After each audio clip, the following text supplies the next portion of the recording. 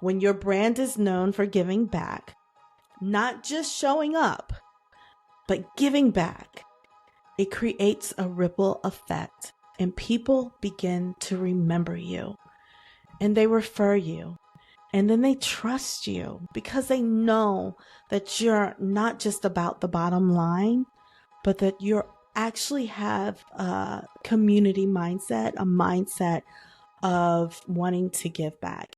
Want to transform your business into a brand that truly shines? Well, you're in the right place. My name is Sommer and I am thrilled to have you here. With over 25 years of experience from leading communications teams to building my business from scratch, I've seen it all. Setbacks, success, and everything in between. And guess what? I'm here to spill the beans on what it truly takes to build and sustain a brilliant brand. So whether you're just starting out or looking to revamp your existing brand, you'll find golden nuggets of wisdom right here. We'll dive deep into strategies, mindset shifts, and nitty-gritty details that make brands extraordinary.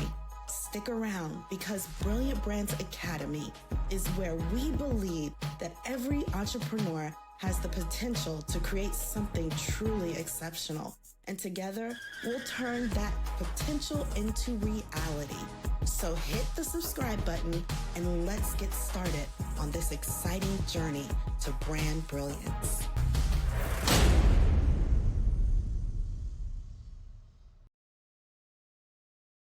Hey friends, and welcome back to Brilliant Brands Academy podcast, where we build bold, smart, and magnetic brands that don't just sell, but they actually serve. So today I want to talk about something. Hey friends, welcome back to Brilliant Brands Academy podcast, where we build bold, smart, and magnetic brands that don't just sell, but they serve. Today, I want to talk to you about something that's a foundation to really having a thriving brand. But often this very topic that I want to discuss is something that is overlooked in value in this world that we call public relations. And that is community engagement. Because let's be real, building a strong brand is not only about visibility, but it is about engagement and connection. Somehow we get this when it comes to social media, but we need to understand that this is also true when it comes to the physical community around us, the community that is around our businesses that we love to live, work, and play in. Okay. So whether you're in school, whether you're a nonprofit, a startup, or even if you're a Fortune 500 company, your success is totally rooted in the strength of your community ties. So today I'm going to share 4 powerful ways to increase engagement with your community. These are simple, these are actionable, and these are very intentional. And yes, I'll also share some behind the scenes examples of how my team and I walk this out actually every day.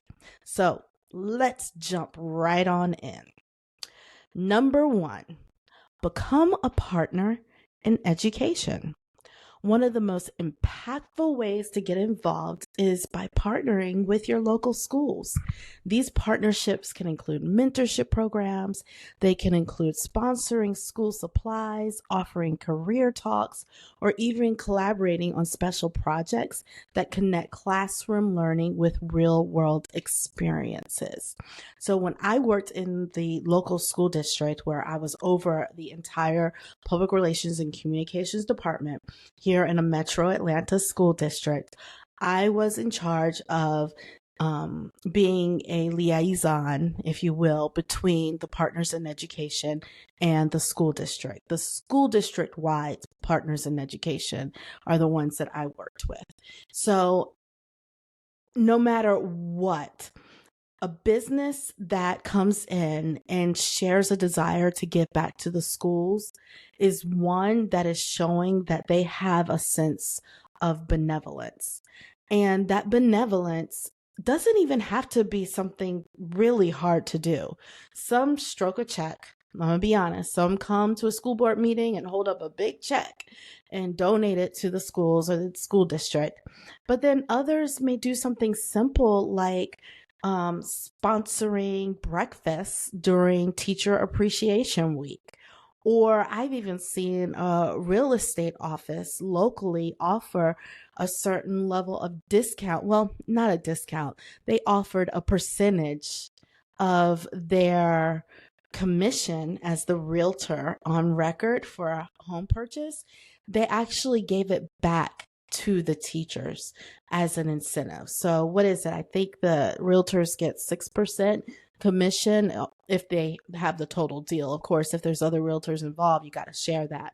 But in this particular case, this partner in education was offering like 1% of the commission so that a homeowner would walk away from their closing with a check. And this was specifically for teachers in the school district. Another thing is a local car district in our community donates a car every year to the district-wide teacher of the year. Now, they don't get to keep the car, I'll be honest. They actually get to use the car for a year, the car of their choice. They actually go on the lot and they pick out the car that they want to drive for a year. Now, I will say this. If that teacher goes on to be the teacher of the year nationwide, they get to keep the car. So you see where I'm going with this. There's so many different ways in which you can be a partner in education. So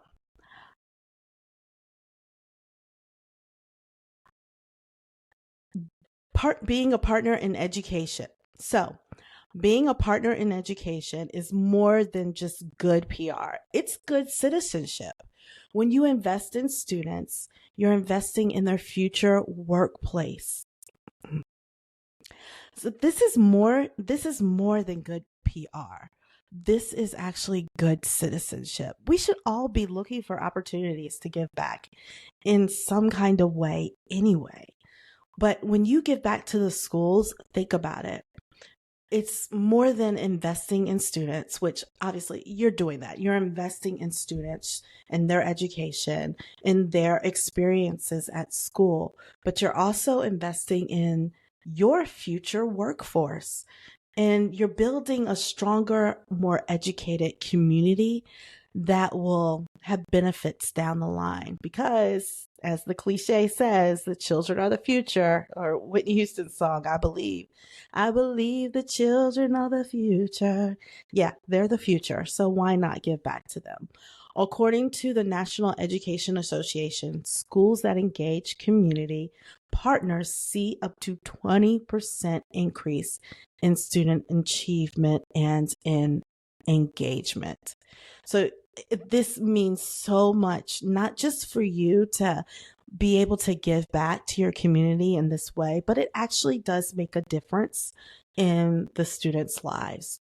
So if you're a business owner, think about what knowledge, what resources, the time, anything that you could offer your local school or your local school district. A small effort on your part can make a humongous difference. All right. Number 2, sponsor a local event. So this is like a one-time commitment, whether it's a 5K fundraiser, an art walk, whether it's a 5K fundraiser, an art walk, or a prayer whether it's a 5K fundraiser, an art walk, or a prayer breakfast. Local events are the heartbeat of any community, and sponsoring one shows that you're not just doing business here, but that you actually care about the culture and the causes that matter. For example, my company, Pocket PR and Brilliant Brands Academy, is a continuing sponsor for the Atlanta Christian Business Men's Connection prayer breakfast. That's an annual event that brings together leaders, it brings together entrepreneurs and change makers in the city. This past year, the breakfast actually touted about 800 individuals that were in attendance early in the morning for this wonderful time together to network and also to pray for our nation. So that's something that's important to me because that's part of my belief system and I have a strong faith. So it made sense that I would volunteer to be a partner in this particular event by sponsoring it. Now, the benefit of sponsoring, I would say, is that usually with different sponsorship levels, you do receive some sort of recognition at the event, which could include maybe your logo on the Step and Repeat banner. It could be your logo in the program, acknowledgement in the program, and then depending on the level, sometimes those top level donations, you actually get to go onto the stage and address the crowd on behalf of your company. And then I've even seen companies being allowed to play a promo video during the actual event. So it's a win-win. All right, now let's move right along to number 3. And that is to volunteer to serve on a nonprofit board. This is another deeply valuable way to connect your community and to serve by being on a board of one of the nonprofits in your community or even being on an advisory council. It's one of the best way to build those authentic relationships with fellow leaders who are also on the board. And you also directly influence causes that you actually care about. So there is a commitment here. If you are on the board or you're an advisor to a nonprofit, then there will be certain amount of times during the year that you would meet as a board, and your sole responsibility is to listen to the strategic plans of that nonprofit and to provide some sense of advice and guidance as they are doing the work of the nonprofit. You're also there to foster connections where you can bring other leaders a sense of awareness to that nonprofit's cause. So you become essentially an advocate for that nonprofit. I've personally volunteered my services to local nonprofits constantly, always looking for ways to do that. As a business, I just want to encourage you, side note, that it's important that you find ways to give or to find nonprofits that you can donate your time and your services to. You can join their committees, etc. Personally, I have been a part of the county collaborative. I have also participated in the Chamber Leadership Academy for the local Chamber of Commerce, where I got to see the ins and out of the governance of the county, as well as seeing how different things are working in the county, working with politicians, and also finding out what's next, what's happening, just being in the know of what's going on county-wide so that I can have a perspective on where my community is going. But then also I can ask questions and give my input to the cause as well. I've also served on education committees for the Chamber of Commerce. I've served on the marketing committee for Chamber of Commerce. I've helped with other businesses in their grand openings in these roles and just been a part of it in a way where I've embedded my company into the organization so that I have a presence there, if you will. It's one of those things where leaders really kind of rally around ourselves together so that we can find solutions to push the ball forward for our local community and also for the chamber at large. I mean, it's beneficial when business leaders and business owners come together and collaborate on a common goal. Plus, board services gives you a sense of visibility in spaces where decisions are being made, and it also offers insight that can shape how your business shows up in the world. So that's the benefit on your side of being a part of something like that. There's always a win-win where you're giving, but you're definitely receiving, because how many of you know sometimes it's all about who you know and not just what you know. When you meet new people in your community, those people can actually open doors for you and opportunities just become almost endless. All right, now let's get into the final idea if I have. Now, let's get into the final way of collaborating with your community, having community engagement for your company. Now, let's get into number 4, and that is to host your own community initiative. Yes, be the one to start something. Start something on your own with your company. If there's a gap in your community, don't wait for someone else to fill it. Host a back to school drive, launch a mentorship program, create a neighborhood cleanup day, adopt a road. You don't need $1 million budget. You just need intention. Here's the data. A 2023 Cone Communication study found that 76% of Americans say they have more positive view of companies that actually lead with purpose, especially when that purpose is community driven. So if you think of something that's needed in your community, then call someone, let them know you want to do it.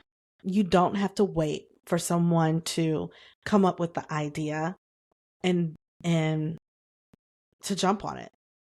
Jump on it yourself. When your brand is known for giving back, not just showing up, but giving back, it creates a ripple effect and people begin to remember you and they refer you.